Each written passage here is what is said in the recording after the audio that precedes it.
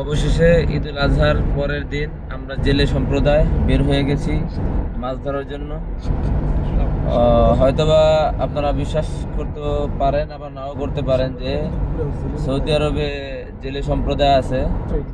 আপনারা দেখে নিন, দেখেন এই যে জেলেদের সর্দার যিনি ড্রাইভিং করে থাকেন, ডেঞ্জার ম্যান আমাদের হুসাইন সাহেব আছেন। উনি বাংলাদেশ থেকে এসেছেন, ওনাকে হায়ার করে আনা হয়েছে।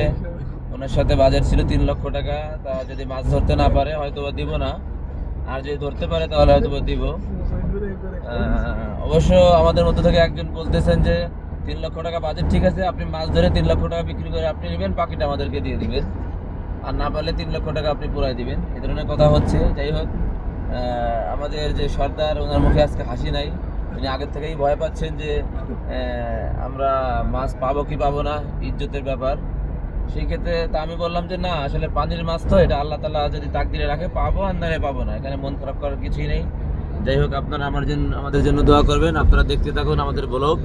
সুন্দর রাস্তা, মাশাআল্লাহ, দুর্গম রাস্তা পেরিয়ে মরুভূমির মধ্য দিয়ে 2 সাইড দিয়ে বিল্ডিং, কত সুন্দর গাড়ি চলছে।